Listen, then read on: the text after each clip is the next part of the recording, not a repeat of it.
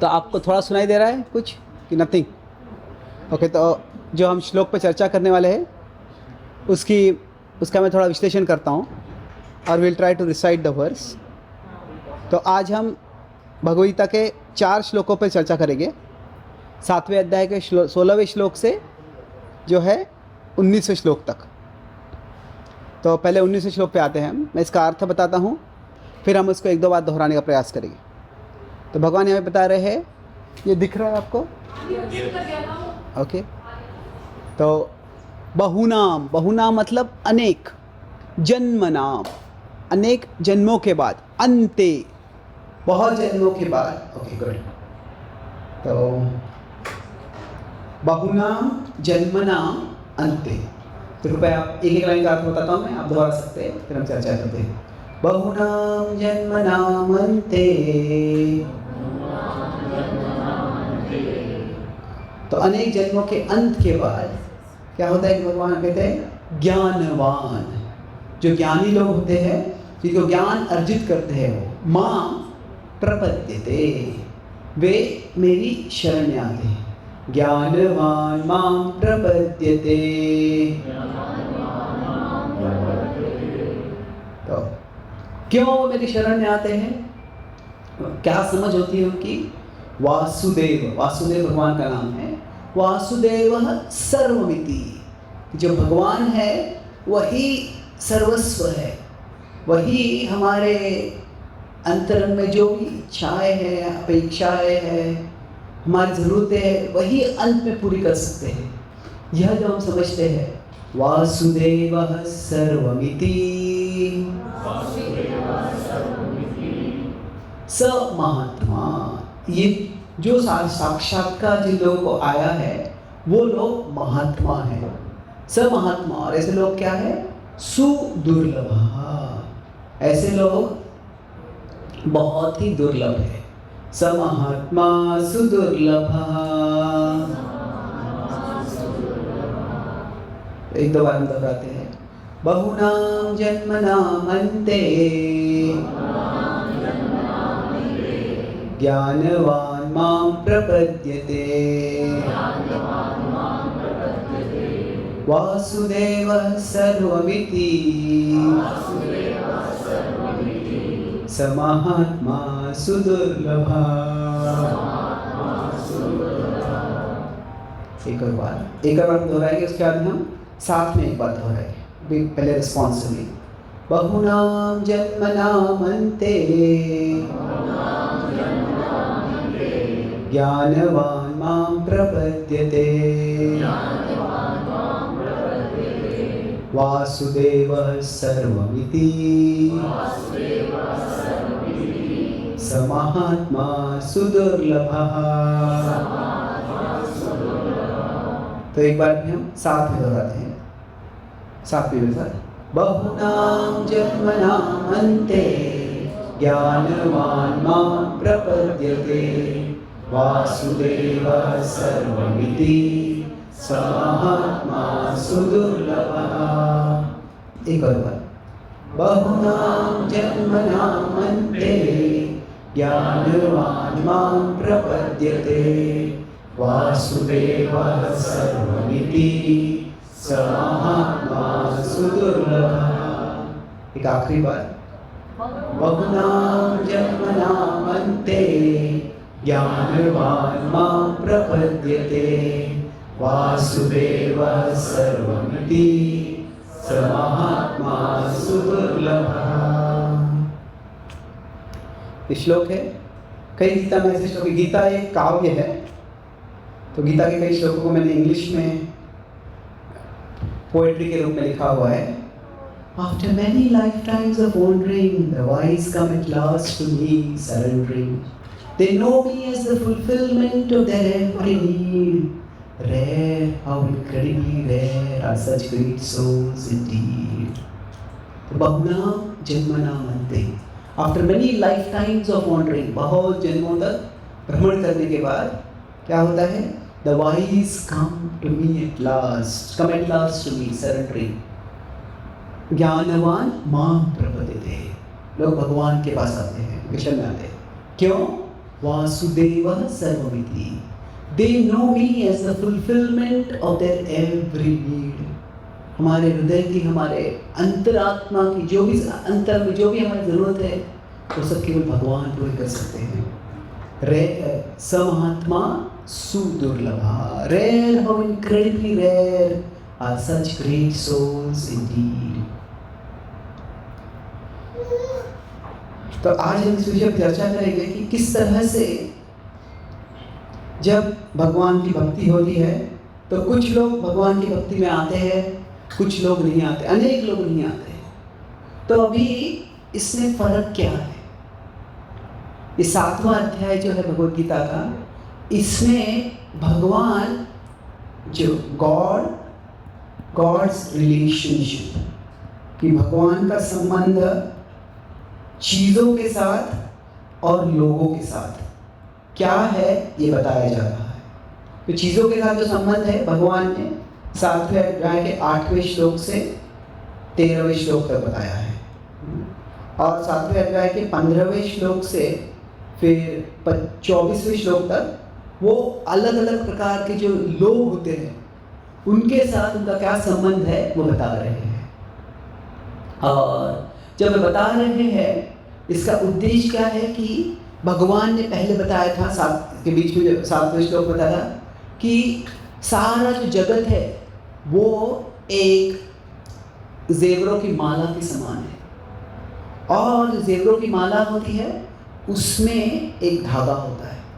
वो धागा अदृश्य होता है, पर उस धागे के बिना वो माला नहीं रहती है. The thread underlies and unifies the necklace. तो भगवान कहते हैं कि मैं वो धागा हूँ. सूत्रे मणिगण इव. तो अभी यहाँ पे भगवान बता रहे हैं कि सारे जो जीव होते हैं, अलग अलग लोग होते हैं. तो लोग जो होते हैं अनेक प्रकार के होते हैं. तो जिसे अलग अलग प्रकार के लोग होते हैं, तो कुछ जो होते हैं वो भगवान से दूर रहते हैं, और न केवल दूर रहते हैं पर वो और दूर जाते हैं उनसे. तो उनकी जो चर्चा थी वो भगवान ने 15वें श्लोक में की है.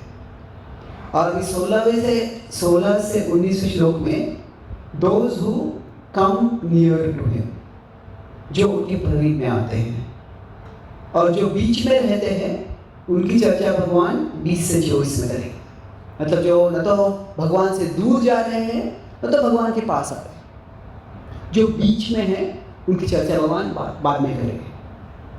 तो अभी जो लोग भी भगवान के पास आते हैं वो क्यों आते हैं उसका वर्णन यहाँ पे किया जा रहा है. तो अभी आप यहाँ पे आए हो इस कार्यक्रम के, शायद किसी ने आपको बुलाया है, शायद आपके साथ कोई परिवार वाले आए हैं, कोई मित्र आए हैं, कुछ लोग आए हैं, कुछ लोग नहीं आए हैं.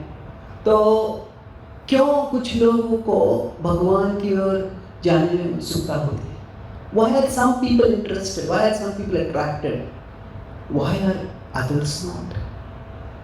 तो साधारणतः हमारे जीवन में अगर हम यहाँ पे हैं, हमारे सामने जगत होता है और हम जगत में बहुत कुछ प्राप्त करने का प्रयास करते हैं. We want to become famous, powerful, wealthy. बहुत कुछ चीज़ें हम प्राप्त करना चाहते हैं, और जब तो हमारे आंखें नॉर्मली जगत की ओर रहती है, और अगर भगवान है भी तो भगवान छोटे से भी पीछे होते हैं. यहाँ इसको भगवद गीता की भाषा में 3 ज से बताया गया है: जीव, जगत और जगदीश. जगदीश मतलब जगत के ईश. So the soul, the world and God. तो साधारणतया सबकी जो दृष्टि होती है वो जगत की ओर होती है. भगवान में है, भगवान है, भगवान को श्रद्धा है, पर भगवान का ज़्यादा कुछ महत्व नहीं रहता है. अभी मैं अमेरिका में था. अमेरिका में जो भी 3 महीने के लिए अमेरिका में प्रचार कर रहा था, तो वहाँ पे कुछ पिछले 10 साल पहले एथीज़म बहुत बढ़ रहा था. पर अभी एथीज़म नहीं इतना बढ़ रहा है. वहाँ पे एक नया रिलीजियस ग्रुप है, उसको कहते हैं none. None is not NUN nun, वो NONE नन है। मतलब वो कहते हैं कि हम नास्तिक नहीं है, आस्तिक नहीं है, हम कुछ परवाह ही नहीं करते इसकी। तो गॉड एग्जिस्ट, सो व्हाट, भगवान है तो क्या फायदा, क्या फर्क पड़ता है। तो गॉड इज नॉट रेलिवेंट। तो अभी जो इसको अपाथीज्म कहते हैं, अपाथीज्म मतलब भगवान की परवाह नहीं करते, नन्स कहते हैं उनको। तो अभी मैं जब भक्ति में मेरा परिचय होता है 32 साल पहले, तो मैं मेरे रिश्तेदारों से भगवान के बारे में बात कर रहा था, भगवता की बात कर रहा था। तो मेरे चाचा जी से मैंने बताया उनको, मैं तो भगवान को मानता हूँ, वो वहाँ पे सुखी है, मैं यहाँ पे सुखी हूँ, तो मुझे उनसे क्या लेना है। So there is no relevance is there. तो अभी भगवान का रेलेवेंस, भगवान की जरूरत कब पड़ती है? दो संभावनाएं हैं। जब हम जगत की सामना कर रहे हैं तो एक हो सकता है कि हमें लगता है कि I am not good enough for the world, कि दुनिया की जो चीजें मुझे प्राप्त करनी है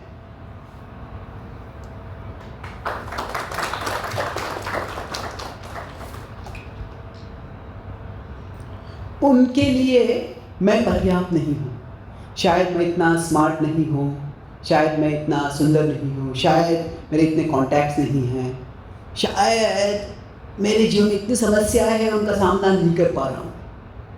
तो ये एक संभावना है जब हमें लगता है कि I am not good enough for the world, मैं इस जगत के लिए पर्याप्त नहीं हूँ। तो फिर तभी हम शायद भगवान की ओर उठते, भगवान आप मुझे मदद कीजिए।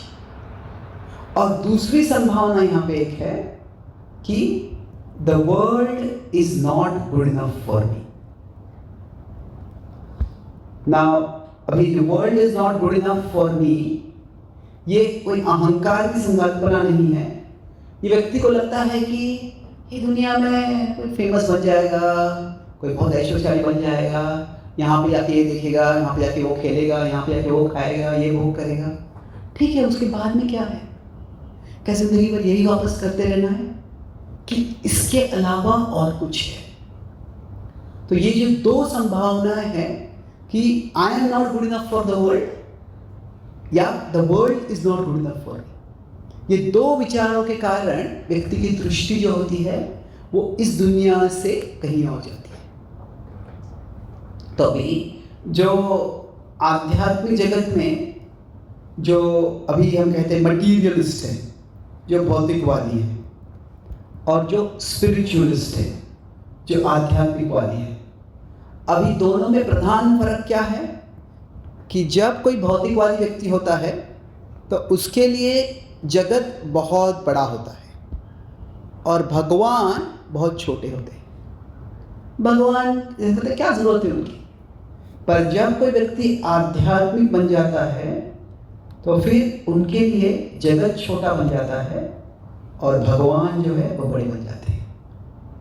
अभी भगवान जो है वो वैसे भी सबसे बड़े ही है, पर हमारे संकल्पना में, हमारे साक्षात्कार में भगवान बड़े हैं या छोटे हैं। अभी जब हम कोई कहता है कि मैं तो भगवान को बड़ा मानता हूँ, मानने की बात नहीं है, ये एक जीवन की बात है, भावना की बात है।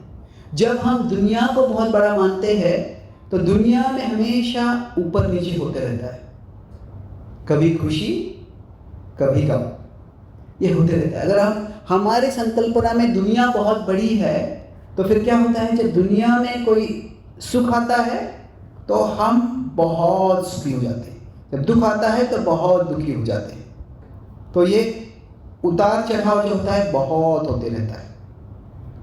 और हम देखते हैं कि मेनी टाइम्स कोई व्यक्ति एक कुछ जॉब कर रहा है, कुछ बिजनेस कर रहा है, I love this is the best job in the world, और कुछ 2 दिन के बाद कुछ समस्या आ गया, I hate this terrible job, क्यों मैंने लिया ये।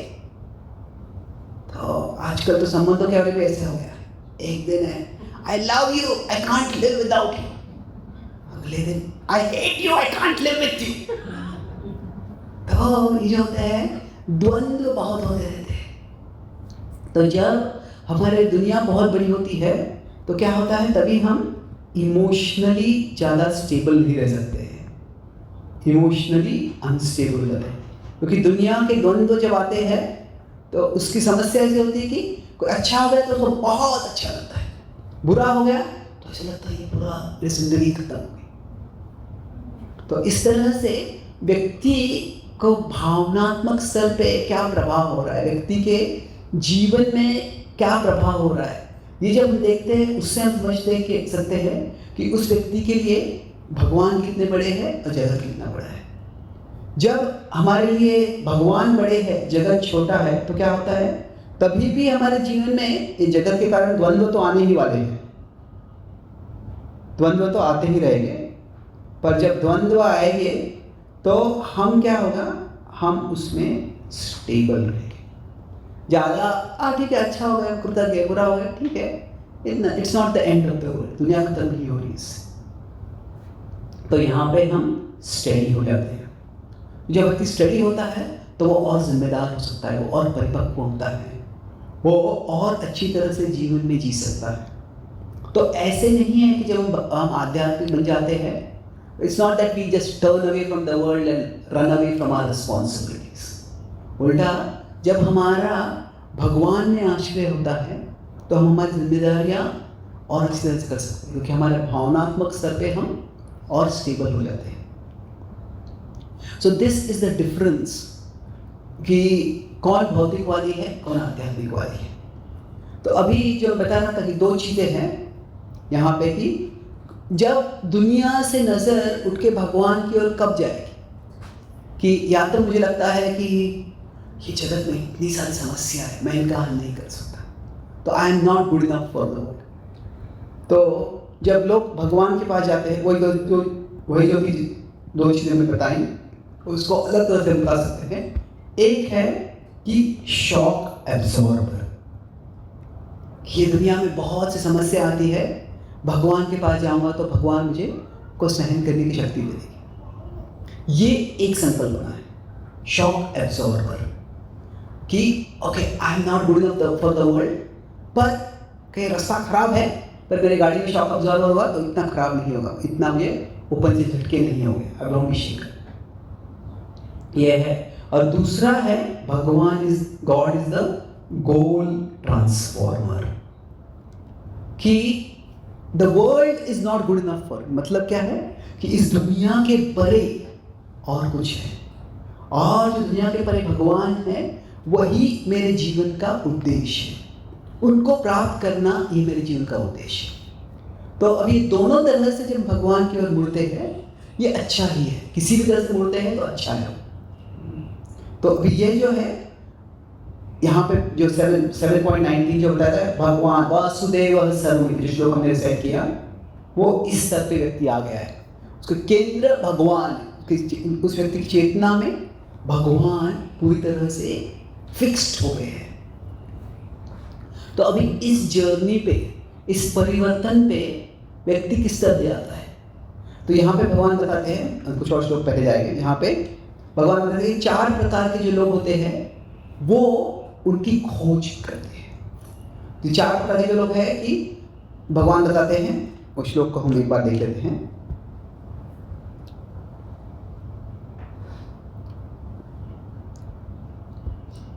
यहाँ पे बता रहे हैं चतुर्विधा है 4 प्रकार के, भजन्ते मां, 4 प्रकार के लोग जो है वो मेरा भजन करते हैं।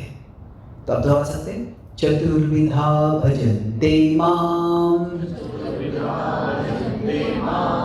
जनः, जो लोग जन है, सुकृतिनो, इन सब ने कुछ सुकृति की है, नहीं तो फिर वो भगवान के बारे में परवाह ही नहीं करते। जो दूसरे एक्सट्रीम पे लोग होते हैं वो उनको भगवान से लेना देना है नहीं, इनका लेना देना है। जनः सुकृतिनो अर्जुना, हे अर्जुन, ये चारों प्रकार के लोग अच्छे हैं। जनः सुकृतिनो अर्जुना, आर्तो, आर्तो मतलब जो दुख में है, जिज्ञासु, जिनको जानकर चाहते हैं, वो उनको अनेक विषयों में जिज्ञासा है, वो शायद हिस्ट्री के बारे में जानना चाहते हैं, ज्योग्राफी के बारे में जानना चाहते हैं, पॉलिटिक्स के बारे में जानना चाहते हैं, तो थोड़ा रिलीजन और स्पिरिचुअलिटी के बारे में जानना चाहते हैं, जिज्ञासु। कुछ है अर्थार्थी, अर्थार्थी मतलब कि उन्हें कुछ चाहिए, चाहते हैं कि वो भगवान पूरा कर सकते हैं। आर्तो जिज्ञासुरर्थार्थी,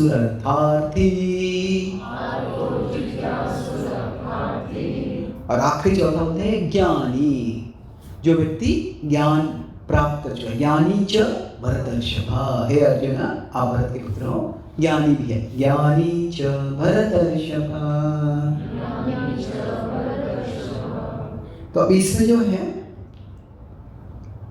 साधारणतया अगर हमारे जीवन का रास्ता हम देखते हैं तो इसमें क्या होता है, दो चीजें आती हैं।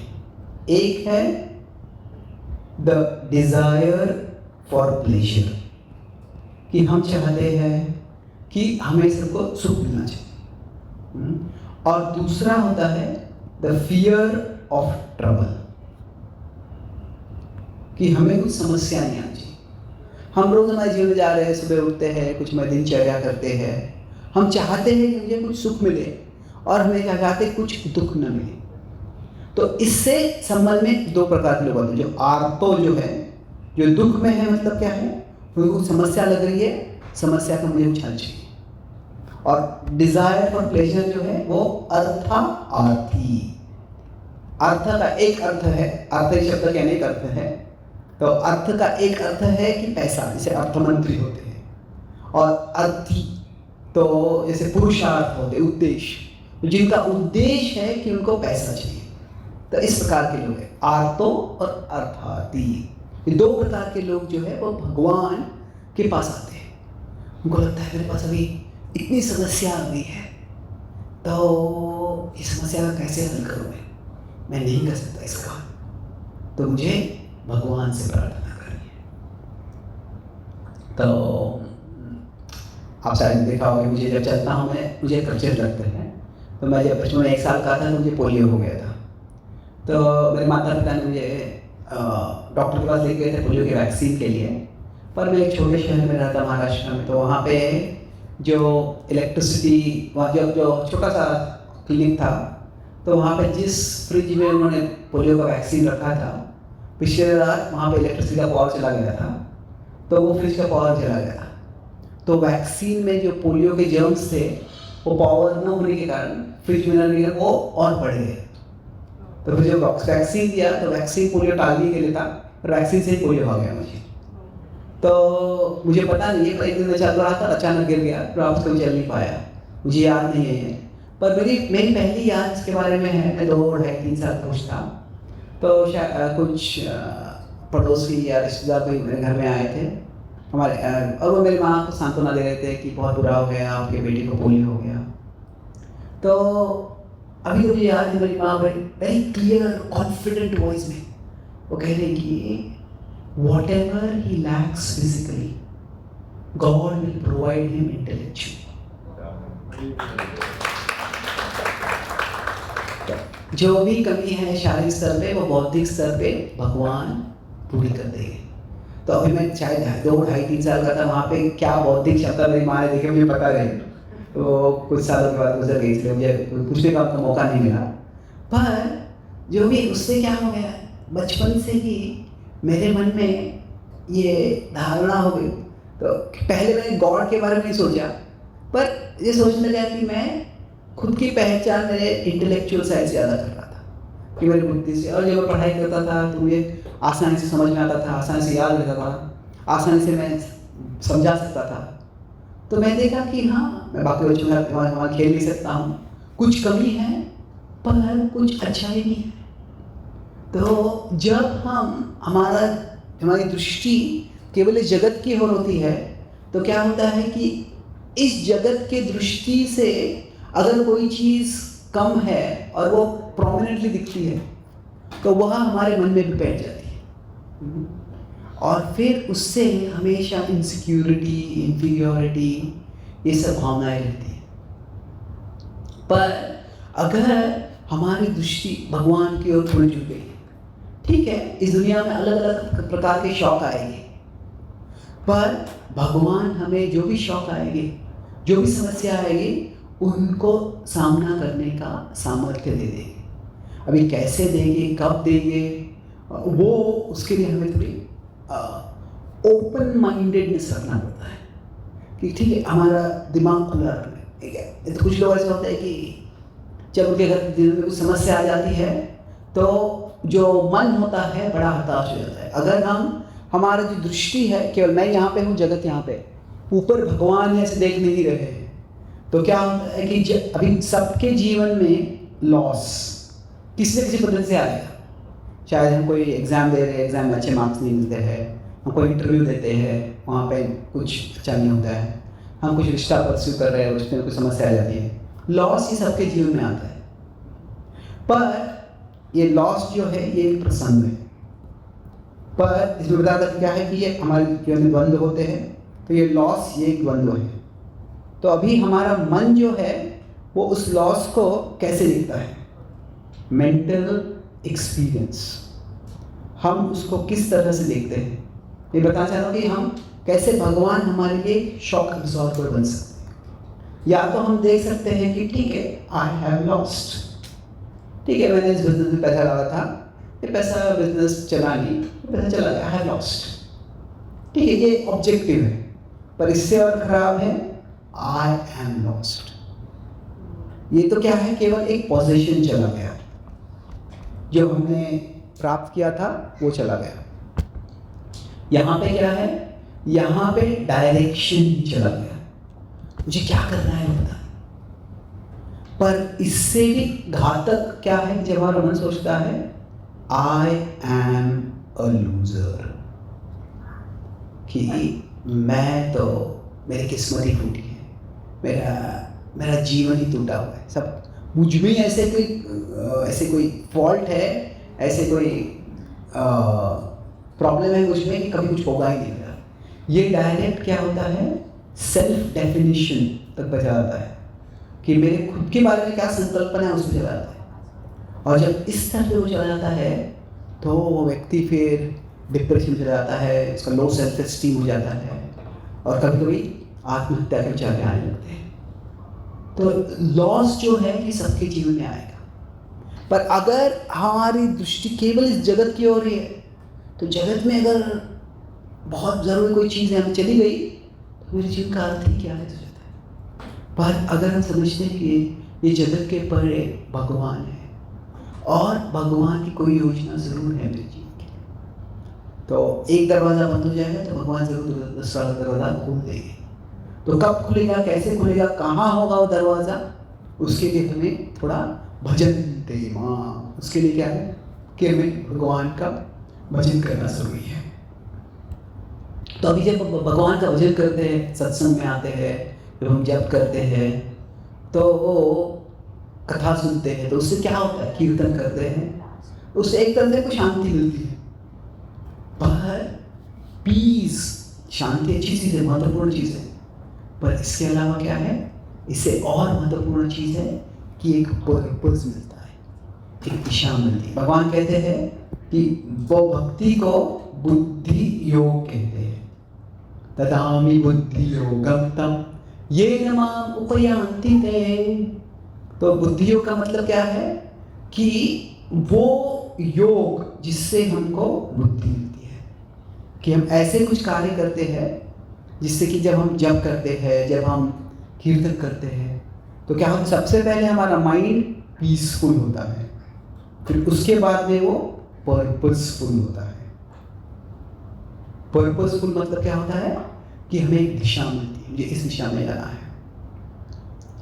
अभी शास्त्रों में बताया गया है कि बहुत महान भक्त भी क्यों ना हो, उनके भी जीवन में समस्याएं आती है, और जब समस्याएं आती है तो तभी क्या है कि अगर हम भगवान की ओर मुड़ते हैं, भगवान का स्मरण करते हैं, तो फिर तभी थोड़ी सांत्वना मिलती है। तो ये शॉक एब्जॉर्बर है। महाभारत में वर्णन आता है कि जो युद्ध का 13वां दिन था, तभी उसके शुरुआत में कौरवों ने एक योजना बनाई कि वो चक्रव्यूह बनाकर युधिष्ठिर को गिरफ्तार करना चाहते थे, पर अर्जुन बीच में आने वाले थे, तो इसीलिए सुशर्मा नाम का एक राजा था, इसने अपने हजारों योद्धा और सैनिकों के साथ अर्जुन को चुनौती दी और फिर अर्जुन को बाजू को ले लिया उन्होंने। और फिर अर्जुन को बाजू को ले लिया, जब अर्जुन दूर चले गए तो फिर द्रोण की योजना के अनुसार उन्होंने अपना तुरंत अपनी जो सेना थी रीऑर्गेनाइज कर ली और फिर चक्रव्यूह बना लिया वहाँ पे। और चक्रव्यूह तो कोई भेद नहीं सकता था अर्जुन के अलावा। और पांडव दुविधा में पड़ गए। तो तभी भीम ने कहा कि अभिमन्यु जानता है चक्रव्यूह कैसे भेजना है। तो अभिमन्यु को बुलाया और अभिमन्यु ने कहा मैं जानता हूँ कैसे भेजना है इसको, पर मुझे इससे बाहर कैसे आना है पता नहीं है। तो तभी क्या हुआ, तभी भीम ने कहा युधिष्ठिर से जो देखा था कि तुम चक्रव्यूह को भेज दो, फिर हम उस पीछे से अंदर आ जाएंगे और फिर अंदर से इस पूरे चक्रव्यूह को हम उद्ध्वस्त कर देंगे। वो योजना थी और अभिमन्यु ने बड़े ही दक्षता के साथ चक्रव्यूह को भेज दिया। और जैसे ही वो अंदर चला गया, पांडव उसके पीछे आने वाले थे, तभी जयद्रथ बीच में आ गया। और जयद्रथ को एक शिवजी से वर मिला था जिससे कि वो सभी पांडवों को रोक पाया उसे एक बार। और पांडव देख रहे थे उनके आंखों के सामने ही कैसे वो चक्रव्यूह बंद हो गया और अभिमन्यु अंदर फंस गया। ऐसे कोई क्रिकेट मैच होती है, ऐसे लग रहा है हम जीतने वाले हैं, पर कोई दूसरे टीम का बैट्समैन आता है, ऐसे बैटिंग कर रहा है, आगे मैच है पर हाथों से जा रही है ऐसे। तो फिर अभी शाम को जैसे समय चला बीत गया, तो कुछ समय में काफ़ी समय के बाद वो कौरवों की ओर से विजय घोष होने लग गया। तो पांडवों का हृदय टूट गया कि अब अभिमन्यु अभी नहीं रहा। तो रात को वो अपने शाम के समय वो अपने एनकैम्पमेंट पंडाल में गए, वहाँ पे बैठे थे और तभी अभिमन्यु वापस आए, अर्जुन वापस आए। अभी अर्जुन जब वापस आए तो साधारणतया उस समय जो युद्ध हुआ करता था, वॉर वॉज लाइक स्पोर्ट्स, काफ़ी इसमें मृत्यु होती थी, पर उसमें क्या, it is a test of strength and skill. तो रोज़ शाम को जब योद्धा वापस आ जाते थे, उनका स्पिरिट्स, उनका मूड अच्छा करने के लिए वहाँ पे जो म्यूजिशियन होते थे म्यूजिक बजाया करते थे। पर इस दिन जब अर्जुन आया तो पूरा सन्नाटा था। और फिर साधारणतः जब अर्जुन आता है, अभी हम यहाँ पे अगर आए हैं, हम किसी लोगों को जानते हैं तो हम उनसे मिलते हैं, वो हमसे हम ग्रीट करते हैं उनको, वो हमको ग्रीट करते हैं। पर यहाँ पे जब अर्जुन वापस आया तो कोई भी अर्जुन से आँख नहीं मिला रहा था, सब अर्जुन से आँख दूर कर रहे थे। तो अर्जुन के हृदय कांपने लग गया, क्या हुआ है, बड़ा खूंखार युद्ध हो रहा था। तभी अर्जुन को अचानक स्मरण हुआ कि कोई चीख रहा था कि द्रोण ने चक्रव्यूह बनाया है। अर्जुन इतने घमासान युद्ध में मग्न थे कि उन्होंने ध्यान नहीं दिया उसको। पर सोचने में चक्रव्यूह बनाया हुआ, तो फिर क्या हुआ उसको।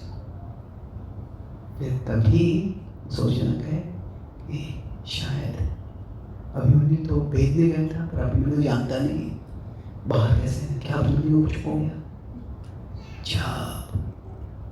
ये विचार अर्जुन के मन में आया तो पिट फॉर्म्ड इन हिज स्टमक, और किसी न इस तरह से तंबू तक चले गए। और जैसे ही वो अंदर प्रवेश किया, सारे योद्धाओं का अपनी अपनी जगह हुआ करती थी। सबसे पहले उनके आगे जो अभिमन्यु का सिंहासन था वहां पे गया, और वो सिंहासन खाली था। Arjun didn't want to believe what his eyes were showing him, hoping against hope. Oh, Yudhishthir की ओर देखा, और युधिष्ठिर की आंखों से आंसू आ रहे थे। इस अर्जुन टूट कर नीचे गिर पड़े। युधिष्ठिर धीरे धीरे सारी दुनिया का बोझ जवानियों के सीने पर वो धीरे धीरे चलते हुए वो अर्जुन के बाजू में आए, और फिर अर्जुन को बताने लगे क्या हुआ, कैसे अभिमन्यु का वध हुआ था। तो अर्जुन शोक आ रहा था, विलाप कर रहे थे अर्जुन।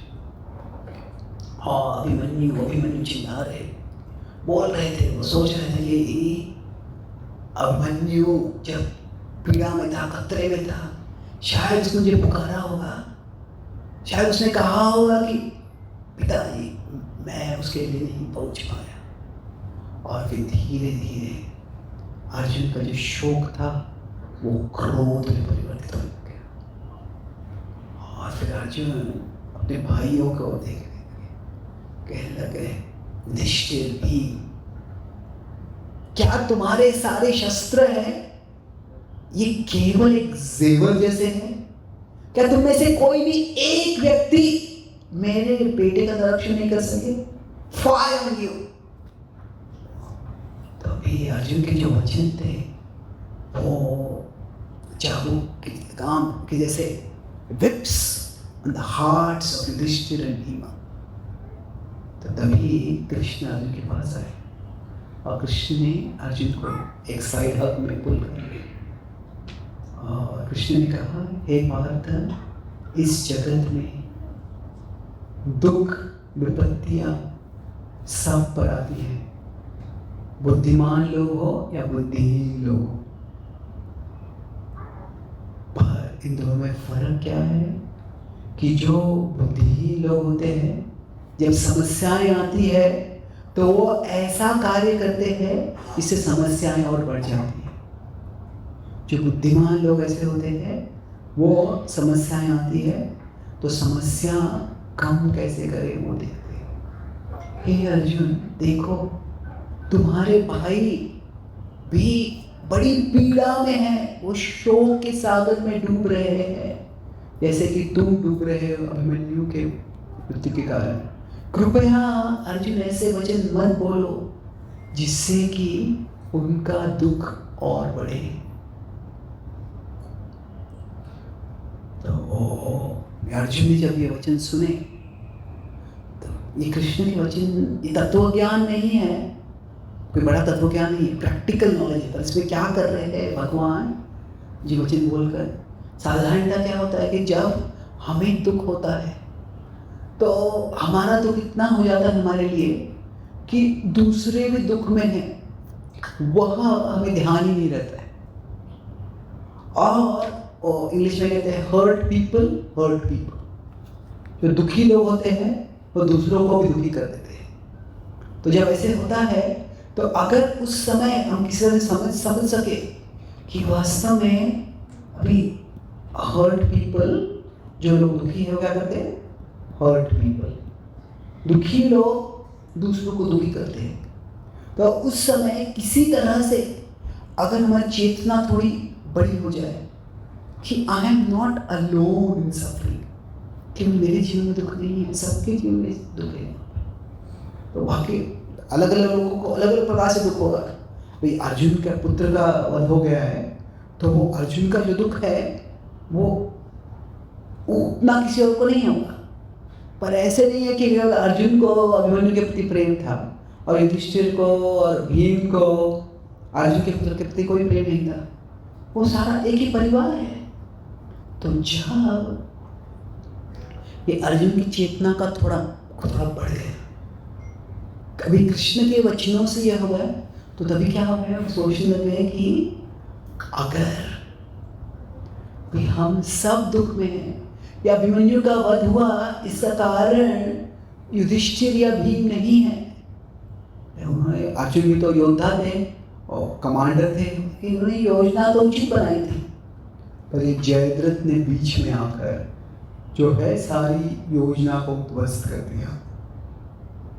तो तभी अर्जुन का जो क्रोध था वो उचित दिशा में गया। तो अर्जुन ने कहा कि कल शाम तक मैं व्रत लेता हूं कि मैं जयद्रथ का वध करूंगा, और अगर मैं जयद्रथ का वध नहीं कर पाया तो मैं खुद अग्नि में जाके खुद के जीवन का अंत कर दूंगा। तो जब अर्जुन ने ऐसा भीषण व्रत किया तो उससे सारे पांडवों के सैनिकों और योद्धाओं में उत्साह जागृत हो गया। सारे बड़े हताश हो गए थे, पर भी अर्जुन का ऐसा व्रत देखकर सब में बड़ा उत्साह आ गया, वो सब अपने आप शंख बजाने लग गए। और जब शंख बजा के वो घोषणा करने लगे, योजना करने लगे, विजय घोष करने लगे, फिर बाद में सारे अगले दिन का योजना बनाकर कृष्ण और अर्जुन जब जा रहे थे तो कृष्ण ने अर्जुन को अपने पास बुलाया, अर्जुन तुमने इतना बड़ा व्रत मुझे पीछे बिना कैसे ले लिया? यह व्रत कल पूरा करना बड़ा मुश्किल हो जाएगा। द्रोण पूरी सेना जो है वो तुम्हें रोकने के लिए तैनात कर दिया। तभी अर्जुन कहने लगे, कृष्ण तुम्हारी चिंता मुझे समझ में नहीं आ रही है। You know my power and I know your power. तुम मेरी शक्ति जानते हो और मैं तुम्हारी शक्ति जानता हूं। तो दिस इज फेथ। श्रद्धा की कोई व्यावहारिक तत्व ज्ञान के स्तर पर बहुत परिभाषाएं हो सकती है, पर श्रद्धा की एक व्यावहारिक परिभाषा प्रैक्टिकल क्या है कि गॉड नोज आवर पावर, हमारी क्षमता क्या है, हमारा सामर्थ्य क्या है, वो भगवान जानते हैं। और वी नो गॉड्स पावर, हम भगवान की शक्ति क्या है जानते हैं। तो कभी कभी क्या होता है कि जब हम सोचते हैं कि अरे मेरी इतनी सी क्षमता है, ये दुनिया इतनी बड़ी है, समस्या कैसे सामना करूँगा मैं, पर हमें समझना है कि ये अगर समस्या हमारे जीवन में आई है तो भगवान जानते हैं हमारी क्षमता क्या है। और भले ही हमारी क्षमता के परे है, पर ये भगवान की क्षमता के परे नहीं है। तो भगवान हमें शक्ति जरूर दे देंगे। तो अर्जुन के लिए जो सेवा भाव था वह एक शॉक एब्जॉर्बर बन गया। क्या जो इस दुनिया में जो दुख आते हैं वो उसको सामना करने के लिए अगर हम भगवान की श्रद्धा रख के भगवान का सेवा भाव रखते हैं तो इस दुनिया के शौक के परे हो जाते हैं। तो अभी दूसरा जो पॉइंट है, हम देखा कि हम भगवान की ओर मुड़ते हैं तो दो चीज़ें हो सकती हैं। या तो आई am not good enough for the world, तो दुनिया में बहुत समस्या है, शौक आ रहे हैं। और दूसरा क्या है किसी बात में, the world is not good enough for मी। तो इसके बारे में हम चर्चा करके इस लेक्चर को अंत करेंगे। अभी हमारे जीवन में जब दुख आते हैं, डिस्ट्रेस आता है, तो अलग अलग प्रकार का डिस्ट्रेस हो सकता है। कुछ ऐसे होता है कि हमारा पूरा हृदय टूट जाता है, डेवस्टेशन होता है, कोई को बहुत बुरा हो जाता है हमारे जीवन में। पर कुछ ऐसे होता है कि वो है डिससेटिस्फैक्शन, कि कई बार ऐसे होता है कि हमारी जो कुछ इच्छा है, हमने बहुत इच्छा की है, वो पूरी होती है। पर क्या होता है जब इच्छा पूरी होती है, डिजायर्स आर फुलफिल्ड। शायद हमारी इच्छा होती है कि मुझे इस प्रकार का घर खरीदना है, मुझे ये इस प्रकार का इस देश में जाके ट्रैवल करना है, मुझे यहाँ पे हिल स्टेशन पे रहना है, मुझे ऐसी कार ड्राइव करनी है, ये करना है, वो करना है। हमारे डिज़ायर फुलफिल होते हैं, पर क्या होता है, हार्ट इज नॉट फुलफिल्ड। फिर हमारी इच्छाएं पूरी हो गई है, पर फिर भी हमारा हृदय संतुष्ट नहीं हुआ है। जब ऐसे होता है तो कुछ लोग क्या करते हैं, ठीक है ये इच्छा पूरी हो गई है, तो इससे संतुष्ट नहीं हुआ तो दूसरी क्या इच्छा है, दूसरी इच्छा पूरी करूँगा, और फिर तीसरी इच्छा पूरी करूँगा, और फिर उससे भी संतुष्टि मिल जाएगा ऐसे होता है।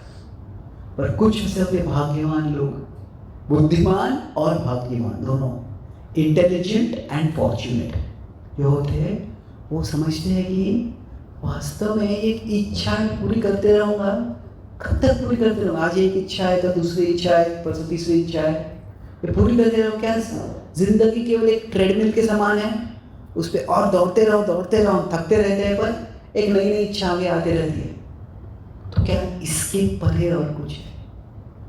तो तभी कभी कभी खास करके जब हमें कोई ऐसी इच्छा है जो हमें बहुत प्रयास किया है उसको प्राप्त करने का, और वो प्राप्त भी हो जाती है, पर उसके बाद में पता चलता है ये इतना बड़ा कुछ नहीं था, it is nice, but nothing great about it.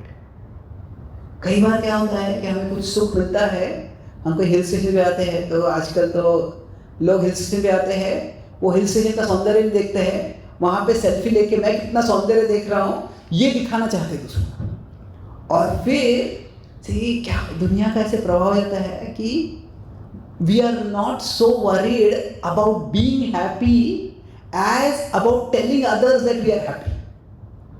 कि मुझे सुखी होना ही महत्वपूर्ण इतना नहीं है, दुनिया को बताना कि मैं कितना सुखी हूँ वो बहुत महत्वपूर्ण हो जाता है। अगर वो भाव रहेगा तो फिर आज एक चीज़ है, दूसरी चीज़ है, तीसरी चीज़, ऐसे हम पीछा करते रहेंगे।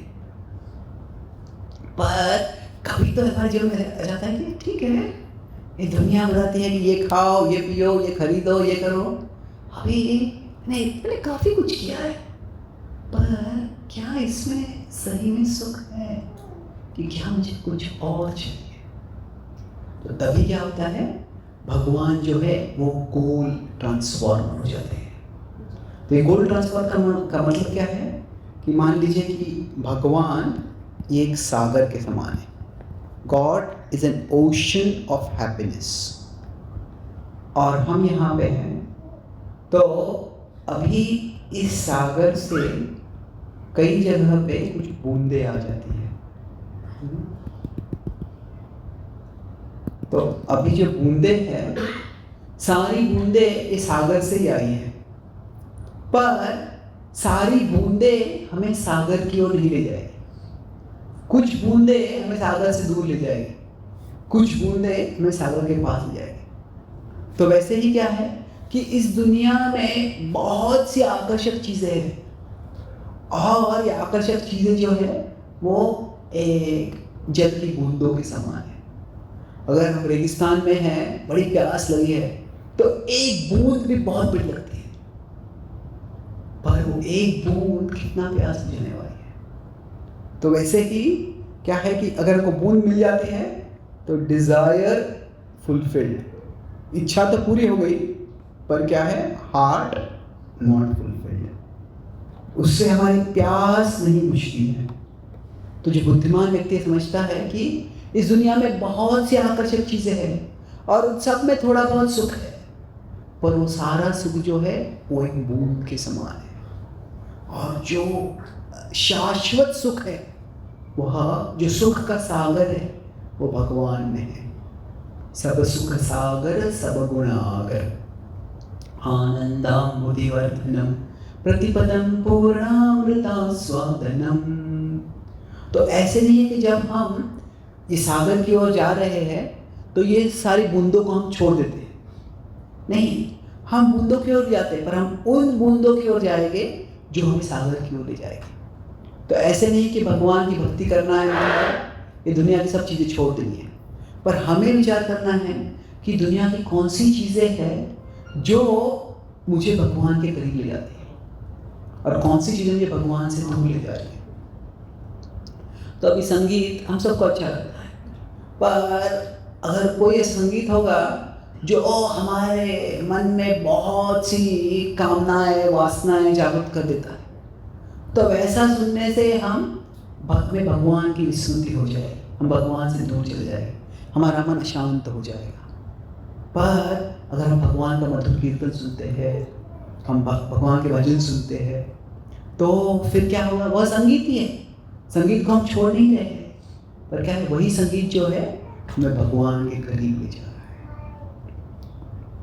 हाँ, मैं जब बता दूं, मैं अमेरिका में था। अभी अमेरिका में कई जगह पे कीर्तन ये एक म्यूजिक का जानरा बन गया है, और कीर्तन के कंसर्ट्स होते हैं, और लोग बड़े बड़े हॉल में पे करके कीर्तन कंसर्ट सुनने जाते थे। और अभी तो एक काफ़ी अभी जो हिंदूज है काफ़ी इन्फ्लुएंशियल हो गए हैं अमेरिका में, पाश्चात्य देशों में, तो अभी थोड़ा लॉबिंग भी कर रहे हैं कि कीर्तन should become a category in the Grammy awards, और कुछ सालों में ज़रूर हो जाएगा वो। तो अभी हमें शायद हमारे लिए जो कीर्तन है ये एक धार्मिक चीज़ लगे। हाँ, मंदिर में आते तो कीर्तन कर रहे हैं, ये पाश्चात्य देशों में जो लोग ये कीर्तन करते हैं, हाँ, उनमें से कुछ लोग हैं जो धर्म की खोज कर रहे हैं, पर अनेक लोग ऐसे होते हैं उनको just this is cool music. ये जो है अभी ये कूल शब्द के दो अर्थ होते हैं। जो कूल होता है मतलब क्या, अट्रैक्टिव, कूल है। पर क्या है ये कूल म्यूजिक मतलब this makes our head cool. जैसे हम ये संगीत सुनते हैं, कीर्तन सुनते हैं, भजन सुनते हैं, उससे हमारा मन शांत हो जाता है, हमें अंतरंग संतुष्टि मिलती है। तो जब ये हमारा भगवान गोल्ड ट्रांसफॉर्मर बन जाते हैं, तो उसके मतलब क्या होता है कि हमारे सबके जीवन में जो हैप्पीनेस है, ये कुछ है कि एक इंटरनल हैप्पीनेस है और कुछ एक्सटर्नल हैप्पीनेस है। कुछ अंतरंग सुख है, कुछ बाह्य सुख है। तो बाह्य सुख जो है वो ये द्वंद्वों के आधार पर है, कभी आएगा कभी जाएगा। पर जो अंतरंग सुख है, जितना हमारा भगवान से संबंध जुड़ जाएगा वो बढ़ते ही जाएगा, इसका भी अंत नहीं है। ये कैसे है? ये एक असीमित सुख है। ये सुख जो है वो द्वंद्वों के परे है। तो अभी मान लीजिए कोई छोटा बच्चा है, वह बच्चा बड़ा नटखट है और अभी माँ उसको दवाई देना चाहती है। अभी ये ऐसी दवाई है, मीठी दवाई है, पर वो बच्चे को लगता है अगर दवाई दे तो दवाई है कड़वी होगी, तो वो दवाई लेना नहीं चाहता है। तो माँ क्या करती है, उसका मुंह पकड़ लेती है और दवाई डाल रही है। और दवाई डाल रही है, बच्चा नहीं नहीं नहीं नहीं बोल के गला हिला रहा है। तो क्या हो रहा है, जब गला हिला रहा होता है तो सारी जो दवाई है इधर उधर चली जाती है, गिर जाती है। पर उसी बीच क्या हो रहा है, माँ डाल रही है दवाई और थोड़ी सी दवाई जाती है। जैसे वो बच्चा बोले नहीं नहीं नहीं, दवाई थोड़ी सी आती है, जीवा में जाती है, फिर ये तो दवाई अच्छी है, तो गला हिला नहीं नहीं,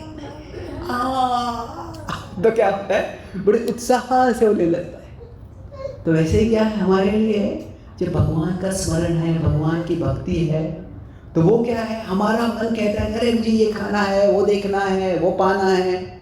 हमारा मन वो छोटे बालक के समान होता है और वो इधर जाता है, उधर जाता है, इधर जाता है।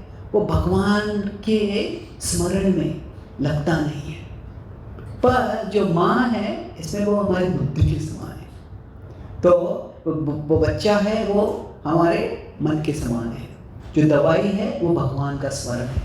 तो हमारे बुद्धि से अगर हम हमारे मन को पकड़ के रखते हैं, मन जाता है इधर उधर जाता है, पर हम भगवान में लगाते हैं, तो धीरे धीरे क्या होगा कि भगवान के स्मरण में, भगवान के कीर्तन में, भगवान की सेवा में देखेंगे अरे ये तो कोई रीति रिवाज के मुझे करने को बोल रहे थे, इसलिए मैं पहले कर रहा था, इच्छा तो नहीं थी, अभी करता हूँ तो इसमें इतना आनंद है। और सुखतरम अपरम न जातु जाने, हरिचरण स्मरणामृतेन तुल्यम।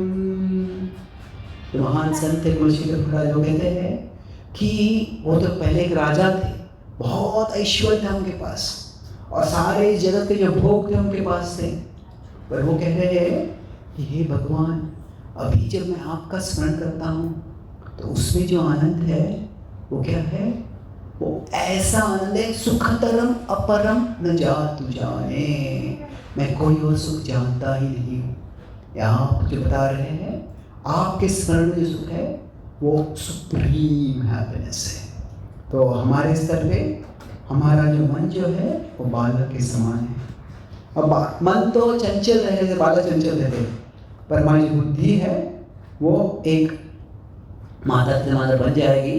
तो फिर क्या होगा, जो रिमेम्बरेंस ऑफ कृष्णा, भगवान का स्मरण जो है वो हम एक दवाई के रूप में लेंगे। और फिर वही जो दवाई है वो क्या हम देखेंगे कि ये वास्तव में एक अमृत बन गई है। और फिर इस दुनिया में द्वंद्व आते रहेंगे, न केवल हम स्टेडी रहेंगे, बाह्य स्तर पे हम स्टेडी रहेंगे, पर अंतरंग स्तर पे जैसे हमारा भगवान से संबंध जुड़ते जा रहा है, उतना हम और संतुष्ट हो जाएंगे और प्रसन्न हो जाएंगे। तो ये gold transformer, shock absorber to gold transformer, यह जो है this is the spiritual journey. कि जब हम यहाँ पे है, इट्स लाइक हम थोड़े नए हैं, पर यहाँ पे जो है सीजन, हम एक्सपीरियंस हो जाते हैं। भगवान हर स्तर पे हमें ट्रेन करते हैं। जब हम नए हैं। जब हमारे भगवान शॉक एब्जॉर्बर है तभी क्या होता है कि सारी चीज़ें जो है, हम सब कुछ, मैंने ये ट्राई किया, मैंने वो ट्राई किया, कुछ नहीं आता, तो फाइनली भगवान को पा जाते हैं भगवान में कुछ भी काम नहीं कर रहे, कृपया आप ये मदद कीजिए। तो ये भगवान की महिमा है, भगवान की महानता है कि तभी वो हमें स्वीकार करते हैं। तो मान लीजिए कोई लड़का है, वो किसी लड़की के पास जाता है, उसको प्रपोज करता है, प्लीज़ मैरी, और फिर वो लड़की पूछती है why do want to marry, तो लड़का बोलता है क्योंकि no other girl in the city is ready to marry. तो कोई और उससे शादी नहीं करता। हाँ, कोई that is not the most romantic of proposals. तो अगर बच्चा ऐसे बोलता, कोई भी स्वीकार नहीं कर रहा है, और फिर भी वो लड़की उसका प्रपोजल स्वीकार करती है, तो वो उसका मतलब क्या है, वो लड़की सही उससे प्रेम करती है। अभी that shows her love for him, not his love for her.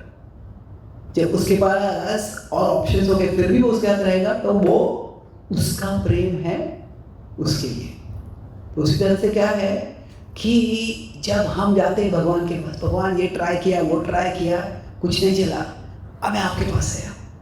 मेरे पास क्यों आए? क्योंकि कुछ और नहीं चल रहा है। तो फिर भी भगवान हमें स्वीकार करते हैं। ये भगवान का हमारे लिए प्रेम है। तो शॉक एब्जॉर्बर मतलब सारा ट्राई कर लिया, फिर भी बाद में हम भगवान के पास आए। तो ये भगवान का प्रेम है कि जब भी हम उनके लिए लास्ट ऑल्टरनेटिव है, तो वो भी भगवान स्वीकार करते हैं। उदारः सर्वैवैते, भगवान कहते हैं कि जो थोड़ी सी भक्ति हृदय में रख के मेरे पास आता है, वो भी उसको उदार कहते हैं भगवान।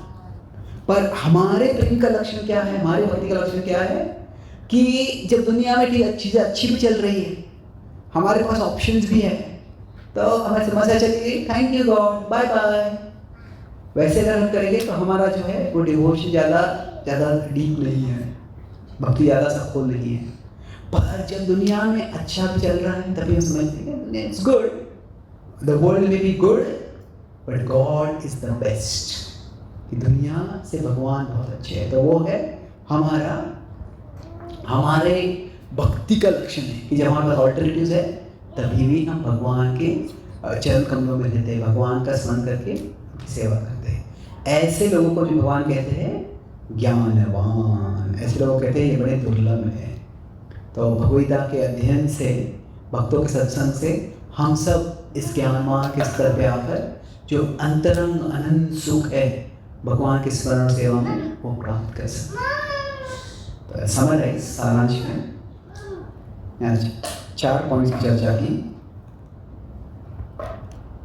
सबसे पहले कैसे मैंने चैप्टर 7 के बारे में बताया, भगवद्गीता में अध्याय में कैसे भगवान यहाँ बता रहे relationship with things and people, और पीपल में कि जो लोग डोंट सरेंडर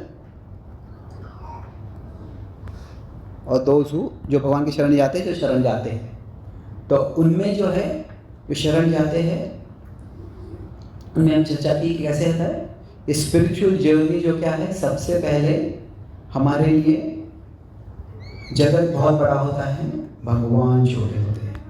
और जैसे हम प्रगति करते हैं तो जगत छोटा बनता है और भगवान बड़े हो जाते हैं। तो इससे क्या होता है, जब हम इस दुनिया में द्वंद्व आते हैं, तो अगर भगवान जगत बड़ा है तो इस द्वंद्वों में हम बहुत ऊपर के फिर जाते हैं, पर अगर भगवान बड़े हैं तो द्वंद्वों में हम स्थिर रहते हैं। तो अभी हम इस जगत से भगवान की ओर कब मुड़ते हैं? 2 संभावना है कि हम जब सामना कर रहे हैं कि हमें ऐसा लगता है कि the world is not good enough for, I am not good enough for the world, और the world is not good enough for me. एक है कि हमारे लिए शौक आ रहे हैं हमारे जीवन में, और भगवान हमारे शौक ऑब्जर्वर बन जाए। और दूसरा है कि हमारे लिए भगवान एक गोल ट्रांसफॉर्म की, the world is not good enough for मी। और ये 2 विषय की चर्चा की पहले कि जो शॉक एब्जॉर्बर होते हैं कि क्या होता है हमारे जीवन में, जब समस्याएं आती हैं, और सबके जीवन में समस्याएं आएगी, तो समस्या क्या आ सकती है कि शायद तो हमारी कोई इच्छा पूरी नहीं हो रही है, प्लेजर हमें नहीं मिल रहा है, या जो ट्रबल है हमारे जीवन से नहीं जा रहा है, तो उस समय हम भगवान के पास जाते हैं। तो अभिमन्यु की मृत्यु के बाद जब हम अभिमन्यु डेथ जो है अर्जुन के लिए बड़ा शॉक था, तो उस शौक में भगवान ने अर्जुन से क्या कहा कि ठीक है, जो हो गया है उसके बारे में ज़्यादा विचार मत करो, पर अभी दुख आया है तो इस दुख को बढ़ाओ मत, दुख को कैसे कम कर सकते हैं।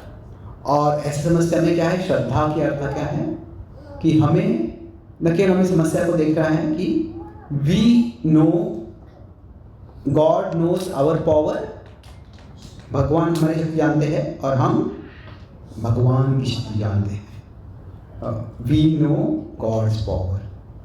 अगर ये दो चीज़ें हम समझ जाएंगे तो हम कितनी बड़ी विपत्तियाँ है उसका हम सामना कर सकते हैं। और आखिरी जो चीज़ थी ये क्या है, भगवान जब हमारे गोल ट्रांसफॉर्मर बन जाते हैं, कि जब हम, ये कब होता है, जब डिज़ायर्स हमारे फुलफिल होते हैं, जो चाहा है हमें मिलता है, पर फिर भी हम देखते हैं कि उससे जो हृदय है उसमें संतुष्टि नहीं आई है। जब हम देखते हैं तो हमें भगवद समझते हैं क्या है कि इस जगत के भगवान एक सागर के समान है और इस जगत की चीज़ें जो है वो छोटी छोटी बूंदों के समान है। तो हम उन बूंदों के पास जाएंगे जो हमें भगवान की ओर जाते हैं।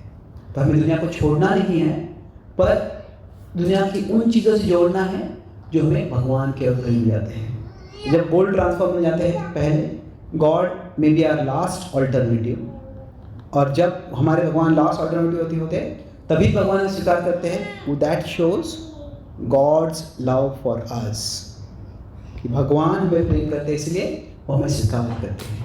पर जब हमारे भगवान फर्स्ट ऑल्टरनेटिव बन जाते हैं तो उसका मतलब क्या है कि वो that shows our love for God. उस समय हम भगवान हमारे प्रधान बन जाते हैं और तभी हमें जो अंतरंग सुख है, जो हमारे जीवन में बाह्य सुख जो है एक्सटर्नल और इंटरनल हैप्पीनेस, तो बाहर का सब तो ऊपर ही जाते रहेगा, पर अंतरंग सुख जो है हमारे भगवान के स्मरण से हमेशा बढ़ते रहेगा।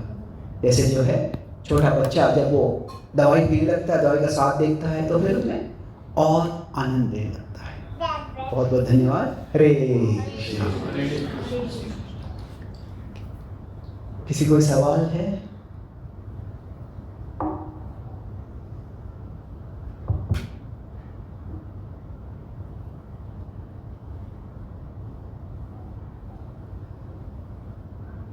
Yes, please. Do we have a mic?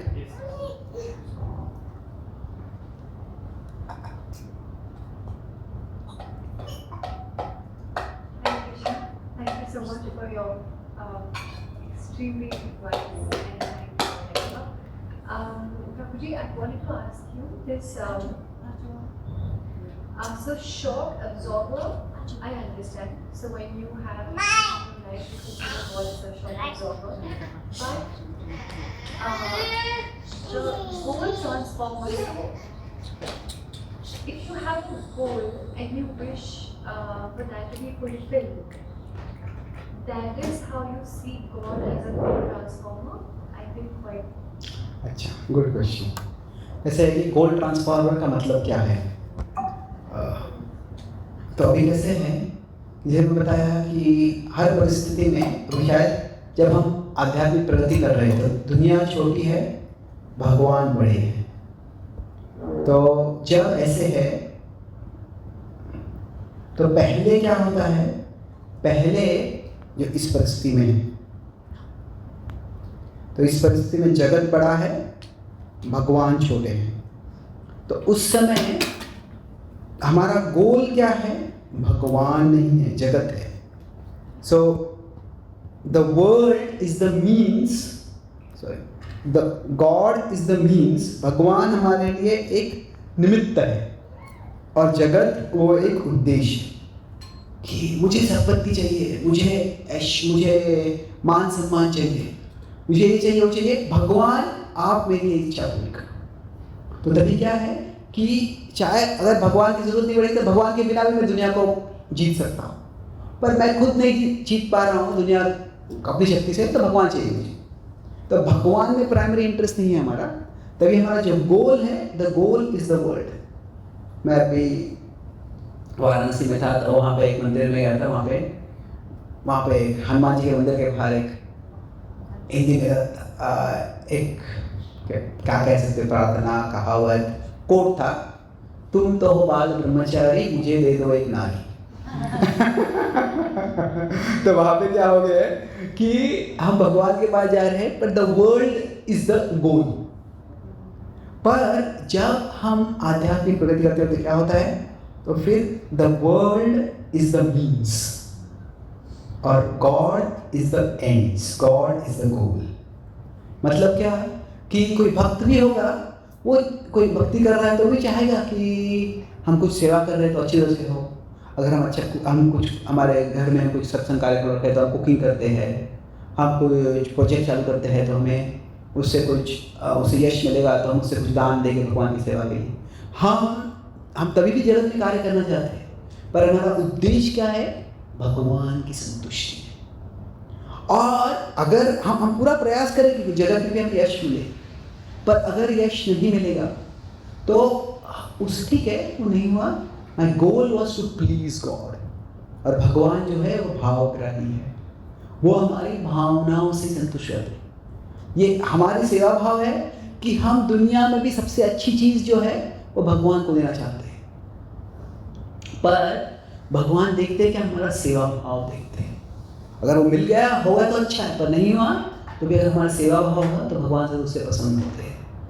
कैसे कोई पिता है, वो सोचते हैं कि मेरा भी छोटा बच्चा है, उसके खेल कूद के लिए मैं एक बड़ा घर चाहता हूँ जहाँ पे उसके बाजू में कोई प्लेग्राउंड हो और वहाँ पे वो खेल सके। और ठीक है, अच्छी इच्छा है, पर अगर उसमें वो अपने काम में इतना बिजी हो जाते हैं, उनका बच्चा चाहता है कि मेरे को बड़ा प्लेग्राउंड नहीं चाहिए, आप मेरे साथ थोड़ा बॉल खेलो। नहीं, मेरे पास समय नहीं है। तो क्या है वो, when the desire for a thing, वो पिताजी की जो इच्छा है मेरे बच्चे के लिए करना है सब कुछ, पर कभी कभी क्या होता है, वो the desire for the thing becomes greater than the desire for the person whom we want to offer the thing.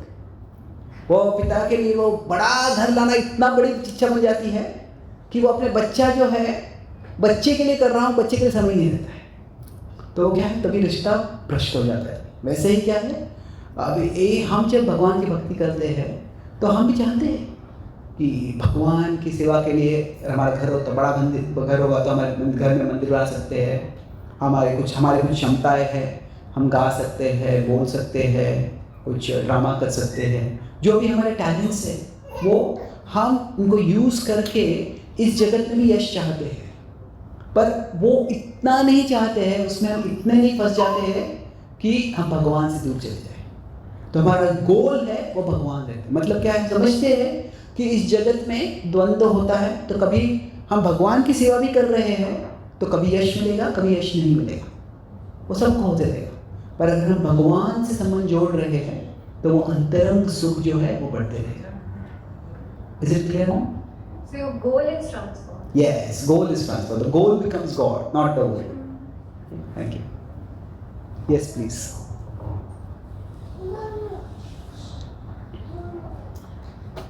प्रभु, आपने कहा कि इमोशनल स्टेबिलिटी आ जाती है, तो जब हम शांत होते हैं या रिलेटिवली शांत हैं तो और शांत हो जाएंगे, स्टेबिलिटी उस टाइम फील होती है।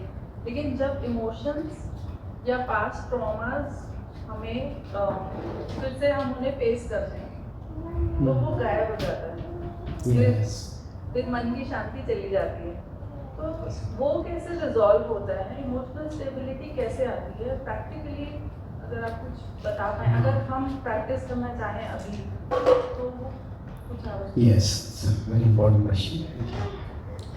तो कैसे है कि इस जगत को भव सागर बताया गया है, तो अगर हम सागर में होंगे तो हम सबके जीवन में लहरें आने वाली हैं। तो लहर आएगी तो कभी हम नीचे फेंके जाएंगे, कभी हम ऊपर जाएंगे, तो ये सबके साथ होने वाला है। पर अगर हमारे पास कोई लंगर है, कोई एंकर है, तो क्या है, हम उसको पकड़ लेंगे। जितना उसको पकड़ लेंगे तो सागर की लहरें आएगी, वो लहरें हमें लगेगी, हमें फेंकेगी, पर अगर हम उसको पकड़ के रख रहे हैं तो हम फेंके नहीं जाएंगे। तो जो भगवान है और भगवान का स्मरण है वो एक तरह से एक लंगर के समान है, वो एक एंकर के समान है। और ऐसे है कि वो एंकर एक जगह पे एक्चुअली कैसे भगवान ऐसे एंकर है कि एक्सटेंड्स थ्रूआउट द ओशन। वो ऐसे एंकर है कि पूरे सागर में है, कहीं भी फेंके जाए हमारे हाथ से छूट भी गए पर जहाँ भी हैं भगवान का स्मरण कर सकते हैं। तो ये कंसेप्ट के स्तर पे क्या है, भगवान जो है वो he is the one unchanging reality amid the changes of the world. तो इस दुनिया में बाहर की परिस्थिति कभी शांत रह सकती है, कभी कभी अशांत हो जाती है, कभी कभी आप कहते हैं कि जो पास्ट ट्रॉमा के ट्रिगर्स होते हैं वो आ जाते हैं, तो उसको हम ज़्यादा कंट्रोल नहीं कर सकते हैं। पर उस समय अगर हम भगवान ये एंकर को पकड़ लेते हैं, वे एंकर को पकड़ने का मतलब क्या है, तो रिमेम्बरेंस ऑफ कृष्णा जो होता है उसका वो दो चीज़ें करते हैं कि हमारे मन में जो पहले जो भी हमारे ट्रॉमा आए हैं, जो भी समस्याएं हमारे में, तो उससे क्या होते हैं, संस्कार होते हैं। अभी संस्कार को एक और तरह कहते हैं संस्कार। तो हम सबके अंदर कुछ स्कार है, इसी तरह से कुछ छवियाँ है जो हमें दर्द देती है। तो मान लीजिए किसी को घाव है, तो मैं किसी से मिलता हूँ और उसे बात करनी है तो उनके कंधे पे हाथ डालता हूँ, वो चिल्लाते क्या हो, देखिए कंधे में फ्रैक्चर होता इसलिए टच किया तो दर्द होता। ओह ठीक है। तो जनरली हम कैसे समझते हैं किसी को कहीं घाव है तो स्मॉल एक्शन ह्यूज रिएक्शन। तो उस तरह से क्या होता है कि हम सबके जिसका जो भी है तो उससे हमें कई बार बड़ी प्रतिक्रिया होती है। तो जब हम भगवान का स्मरण करते हैं तो उससे दो चीज़ें होती हैं। सबसे पहले है रीडायरेक्शन, कि जब हमारे मन में बाहर से कोई चीज़ें आ रही है, अगर हमारा मन खाली पड़ा है तो फिर पूरा वो मन में भर जाएगा और फिर ऐसे हम तूफान में पकड़ जाएंगे और कहीं हम फेंके जाएंगे। पर अगर हमने भगवान का जप करना, भगवान का कीर्तन करना, उसकी आदत बनाई है, तो शायद हमारे पास वो एंकर है, पर एंकर को पकड़ने की आदत बनाई है। तो क्या हुआ, we can't drive any thought out of our mind, but we can crowd many thoughts out of our mind. इसके बारे में विचार नहीं करूँगा ऐसे बोल के हमारे मन के घर से हम किसी को बाहर नहीं निकाल सकते इसी विचार को। पर अगर हमारे मन के घर में हम भगवान को लाते हैं, भगवान का स्मरण करने की आदत की है हमने, तो क्या होता है, वो उससे हमारा जो है चेतना भर जाएगी और फिर जो ट्रिगर है वह हमें इतना परेशान नहीं करेगा। पर ये क्या है, ये रीडायरेक्शन है जब एक्सटर्नल ट्रिगर होती है। पर कभी कभी क्या होता है, इंटरनल ट्रिगर होती है। इंटरनल ट्रिगर मतलब क्या है, अंदर से ही वो स्मृति जागृत होती है, वो तो अभी तक है, उसको क्या करेंगे, तो उसके लिए क्या होता है, रीराइटिंग। हमारे अंदर के जो संस्कार है वो हमको डिलीट नहीं कर सकते। We can't delete our memories but we can create fresh memories. तो हाँ, हम क्या कर सकते हैं, नई यादें बना सकते हैं। और एक तरह से भक्ति में भगवान के स्मरण को इतना महत्व क्यों दिया गया है, क्योंकि स्मरण में क्या है, भक्ति का एक प्रैक्टिकल अगर हम परिभाषा देते हैं, भक्ति का मतलब क्या है, our memory becomes our treasury. कि जहाँ किसी का कुछ पैसा है वो उनका ट्रेजरी है, पर भक्त के लिए क्या होता है, भगवान की लीला है, अगर कोई किसी धाम में गए हैं, वहाँ पे भगवान का दर्शन किया है, कुछ कीर्तन किया है, हमें ऐसी भक्ति के द्वारा यादें बनानी है कि वो हमारे मन में छवियाँ बन जाएगी, वो नए संस्कार बन जाएंगे। और फिर ये जो नए संस्कार है वो पुराने घावों को हील कर देंगे। तो इसलिए ये दोनों चीज़ें भगवान के स्मरण के द्वारा होते हैं। तो ये प्रैक्टिस है हमारे लिए। इट इज़ गुड कि समस्या नहीं है तो थोड़ा मन का शांति हो रही है, और जब समस्या या ट्रिगर आ जाते हैं वापस ट्रॉमा के, तो तभी नेचुरली अशांत हो गए हम। पर क्या होगा, वो अशांतता ज़्यादा समय तक नहीं रहेगी, वो जो हमारा जो शायद पहले इतना ऊपर जाया करते थे, फिर धीरे धीरे धीरे वो कम होके स्टेबिलिटी तक और बढ़ जाएंगे। तो ये शनै शनै ऊपर उम्मीद कि ग्रेजुअली होगा ये। Okay, thank you. Hare Krishna, Prabhuji. Hare. You just told that God is ocean of happiness, and we have to only see those drops coming from this ocean of happiness. But how can we identify those drops of happiness? Yeah, all drops come from him only. सारे बूंद उनसे आते हैं, पर कौन से बूंद उनके पास ले जा रहे हैं हमें, वो देखना है हमें। यस, तो अभी कैसे है कि इस गुड क्वेश्चन में 3 चीज़ें हैं कि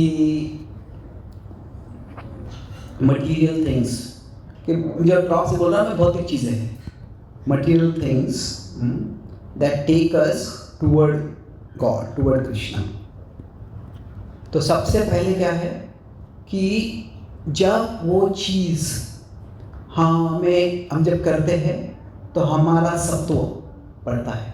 सत्व का लक्षण क्या है? एक है कि वी फील पीस, शांति होती है।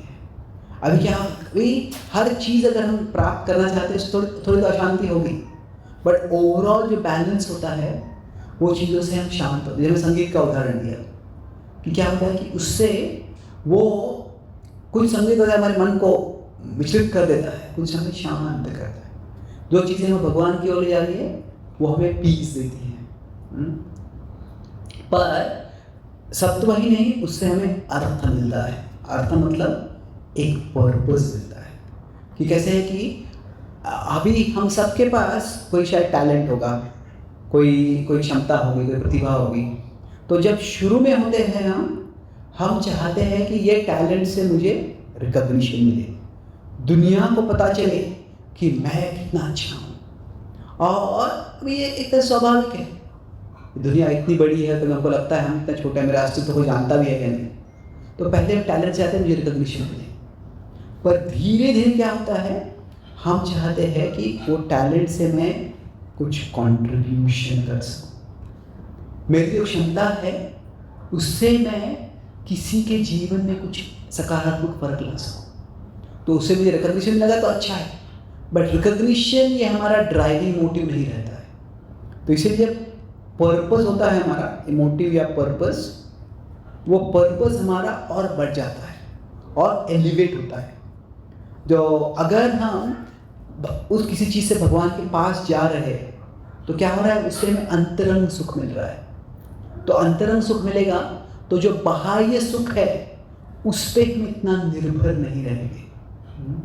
तो अगर हम कैसे कि कोई चीज़ें हैं, अभी सब लोगों को संगीत अच्छा लगता है, कुछ लोग म्यूज़िक करते हैं, वो शायद इंस्ट्रूमेंट बजाते हैं, गाते हैं, उनको प्राइमरी है कि दुनिया को पता चला जाए। कुछ लोग ऐसे हैं कि किसी कोई देखे ना देखे, मुझे इसमें इतना आनंद मिलता है, आई जस्ट डू दिस। तो तो क्या है, वो जो है हमें जो भगवान ने जो गिफ्ट्स दिए हैं वो अगर वो ऐसे है कि वो करने में ही हमें संतुष्टि मिलती है। अच्छा, उसके फल से कुछ अच्छा कल्याण हुआ तो अच्छी बात है, पर that brings us the last part, सुख, दैट इज प्लेजर। कि जब हम कोई चीज़ कर रहे हैं, अगर वो भगवान के करीब ले जा रही है, भगवान की सेवा के भाव में कर रहे हैं, तो दुनिया से हमें रिकॉग्निशन मिले या न मिले, उसी चीज़ में हमें और आनंद मिलना चाहिए।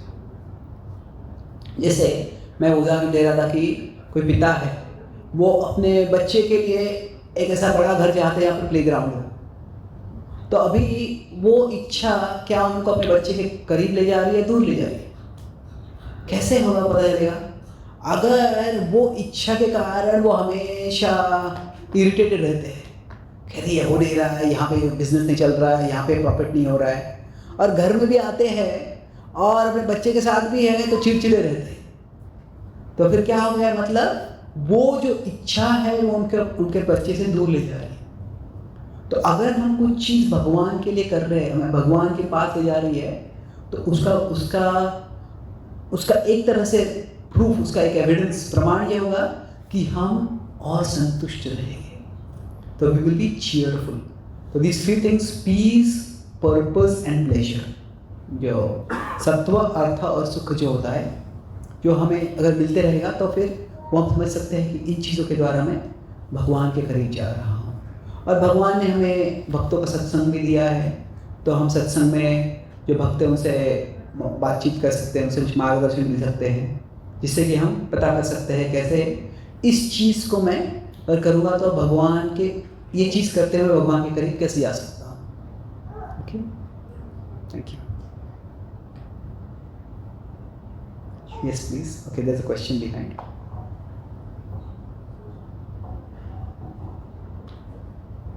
Hare Krishna. Hare Krishna. Thank you for such an enlightening session. So my question was around the consciousness. So if basically nirvana state suggests that we'll be liberated from illusions of consciousness, then how do we really realize when we have really attained nirvana state? Okay, great, thank you. So, when can we know that we are enlightened?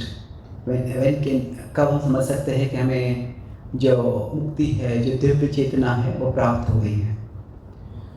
तो अभी जो चेतना है, there are two things. There is consciousness, and then there is the content of consciousness. Content मतलब हमारी चेतना के अंदर क्या है। तो अगर मान लीजिए अगर ये मेरा फ़ोन है, तो अगर यहाँ पे मैं फ्लैशलाइट को ऑन करता हूँ, तो अभी क्या है, ये जो फ्लैशलाइट का जो बल्ब है वह आत्मा के समान है। इससे जो रोशनी आ रही है वो चेतना के समान है। और इस रोशनी, मान लीजिए यहाँ पे पूरा अंधकार है, तो इस रोशनी से जो दिख रहा है वो it is the content of consciousness.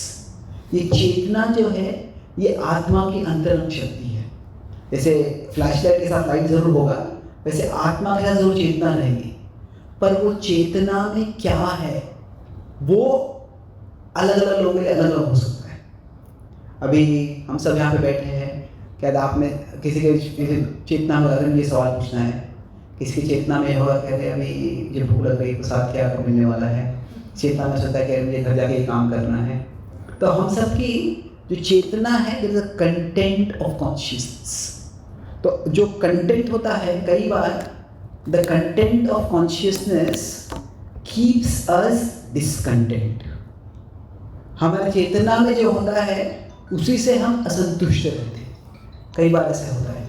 तो हमारी जो आसक्ति है, हम सब आसक्त है अलग अलग चीज़ों से, तो किस चीज़ से आसक्त है अगर यह हमें समझना है तो हम देख सकते हैं कि what do I think of when I have nothing to think of. कि जब मुझे कुछ सोचने के लिए नहीं है तो मेरा विचार कहाँ जाते हैं। What do I think of when I have nothing to think of. तो शायद हमारे विचार पैसे की ओर जाते हैं, हमारे विचार क्रिकेट की ओर जाते हैं, हमारे विचार फैशन की ओर जाते हैं, हमारे विचार हमारे परिवार की ओर जाते हैं, अलग जगह हो जाते हैं। तो जितना हमारा कंटेंट ऑफ कॉन्शियसनेस हमारे जो चेतना के अंदर है वो प्यूरिफाई होता है, वो शुद्ध होता है, वो एलिवेट होता है। तो एलिवेट का मतलब क्या है, जो वो अनचेंजिंग, जो परिवर्तन नहीं होने वाला है उसकी ओर जाता है, तो उतना हम शाश्वत, हम स्टेडी रहते हैं। तो भगवद्गीता में कहते हैं कि वो मच्चित्तः, मतलब क्या है कि the consciousness of the entitled resides in me. देखिए हमारी चेतना का घर क्या है, कहीं शायद ऐसा पैसा हो सकता है। घर मतलब क्या कि जैसे हमें कहीं हम जाना नहीं है तो हम घर जाते हैं, तो वैसे ही हमारी चेतना को कुछ करना नहीं है तो वो घर जाते हैं। तो हमारा घर क्या है, तो जब भगवान हमारी चेतना का घर बन जाएंगे, मतलब when we have nothing to think of, our thoughts go towards God, और फिर उसमें जो मैं पहले था पीस, पर्पस, प्लेजर, ये अपने आप हम महसूस करने लगते हैं। तो जब वो होता है तब we can say more or less that we are in the state of enlightenment। तो उस समय ऐसे नहीं कि हम इस दुनिया के बारे में, किसी चीज़ के बारे में कॉन्शियस नहीं है, हमें सचेत होते हैं, पर उससे हम इतने अफेक्टेड नहीं होते, उससे हम इतना विचलित नहीं होते। ठीक है, last question. You have a question there? Okay. Hare Krishna. I heard you say previously in some video that not everything happens as per God's will, but requires His permission. Yes. Can you elaborate a little? अच्छा, okay, बड़ा सवाल है ये। बल्कि कभी कभी हम कहते हैं कि जो भी होता है वो भगवान की इच्छा से होता है। एक तरह से सही है वो, पर हम जब गॉड्स विल ये शब्द इस्तेमाल करते हैं तो कभी उसका मतलब इंटेंशन हो सकता है, कभी उसका मतलब परमिशन हो सकता है। कैसे है कि भगवान जो है, God is the supreme controller, वो परम ईश्वर है। He is not the sole controller. भगवान ने हम सबको भी स्वेच्छा दी है, और स्वेच्छा दी है मतलब क्या है कि हम हमारी स्वेच्छा से कुछ कार्य कर सकते हैं, और वो अगर कोई कार्य करता है, ऐसे नहीं है कि हर बार वो कार्य जो भगवान चाह रहे हैं वही कार्य कर रहे हैं। हर व्यक्ति के कार्य करने की क्षमता भगवान से जाती है। तो भगवान जो है, he is the cause of all causes, सब कारणों के कारण वो है। कोई चोर है, चोरी करता है, तो उसके चोरी करने की शक्ति या बुद्धि है वो भी भगवान से ही आई है, पर वो चोरी करने की जो इच्छा है वो भगवान ने उसको नहीं दी है, वो उसकी खुद की इच्छा है, उसकी स्वेच्छा का उसने दुरुपयोग किया है। तो God is the cause of all causes but not the cause of all effects. जिस जगत में परिणाम होते हैं, जैसे बारिश है, बारिश के कारण ही इस जगत में जो भी उगता है वो सब बारिश के कारण उगता है, पर क्या कहाँ उगता है वो बारिश नहीं निर्धारित करती। वो यहाँ पे अगर किसी ने खेती की है तो अनाज उगेगा, नहीं तो फिर कुछ वीड्स उग जाएंगे, तो वो बारिश नहीं निर्धारित करते। तो इसका उदाहरण ले सकते हैं हम, जैसे कि अभी हम जानते हैं कि वो महाभारत में जब जुआ खेला गया तो तभी द्रौपदी का वस्त्रहरण करने का प्रयास किया गया, बहुत ही घृणास्पद कार्य था। अभी जो दुशासन की शक्ति जो थी, दुशासन स्ट्रेंथ, वो भगवान से ही आई थी, पर जो दुशासन की जो इच्छा थी वो भगवान से नहीं आई थी, वो उसकी खुद की वो असुरी इच्छा थी, और फिर असुरी इच्छा से उसने कार्य किया। तो अभी कैसे होता है कि अभी भगवान जो है वो परम नियंत्रक है, God is the supreme controller, पर उसमें भगवान ने हम सबको कुछ हद तक कंट्रोल करने की शक्ति दी है। तो अगर जब हमारी कंट्रोल करने की शक्ति है, ये हमारे पूर्व कर्म के अनुसार हम सबको मिली है। कुछ लोगों का क्षेत्र छोटा होता है, अगर मैं कुछ चिल्लाऊंगा तो शायद कुछ लोग डर जाए। अगर अमेरिका या रशिया का प्रेसिडेंट चिल्लाएगा और लगा कि मैं न्यूक्लियर बटन दबा दूंगा तो क्या सारा दुनिया डर जाएगा। तो अलग अलग लोगों का क्षेत्र जो है वो अलग अलग है। तो अभी कोई दूसरा व्यक्ति इस व्यक्ति के क्षेत्र में फंस जाता है, तो तभी उस व्यक्ति के साथ कोई दुराचार होता है, तो वो भगवान ने नहीं किया है। भी भगवान की इजाज़त के बिना नहीं होगा वो, और भगवान ने ही इस व्यक्ति को शक्ति दी है जो दुराचार कर रहा है, और भगवान की इजाज़त से ही वो दुराचार हुआ है। पर इजाज़त और इच्छा दो अलग चीज़ें हैं। तो उपद्रष्टा हनुमंता च, तो God is the permitter of everything, he is not the desirer of everything. अभी कृष्ण ये नहीं चाहते थे कि युद्ध हो, और कृष्ण ये युद्ध न हो इसलिए शांतिदूत के रूप में स्वयं गए, पर दुर्योधन ने उनकी बात नहीं सुनी। ये दुर्योधन की स्वेच्छा का दुरुपयोग है। तो इसीलिए जब हमारे जीवन में कुछ घटना होती है, एडवर्सिटी होती है, तो वो एडवर्सिटी का और भगवान का क्या संबंध है? क्या तीन संबंध हो सकते हैं कि क्या भगवान उसके कॉज है, हो सकता है, नहीं भी हो सकता है। वो व्यक्ति का जो दुरुपयोग उन्होंने किया अपनी स्वेच्छा को, उससे हो सकता है। तो भगवान जो भी समस्या है उसका अल्टीमेटली वो क्योर ज़रूर है। और उसके साथ साथ भगवान जो है वो हमारे कंफर्ट भी है कि वो समस्या कितनी भी बड़ी क्यों ना हो, पर उस समस्या में अगर मैं भगवान का स्मरण करूँगा तो फिर greater than the world's power to hurt is Krishna's power to heal. तो इस तरह से जो बुरी चीज़ें हमारे होती है, ऐसे नहीं है कि भगवान ने चाही है वो बुरी चीज़ें, भगवान उसका कारण है, ऐसे नहीं है। पर उस समय ऐसे नहीं कि भगवान ऊपर है और हम जानते भी नहीं हैं हमारे साथ क्या हो रहा है। भगवान हमारे साथ ही हमारे हृदय में है और भगवान हमें सांत्वना शक्ति देंगे उसको सामना करने के लिए, और भगवान धीरे धीरे उसके परिवेश में ले जाएंगे।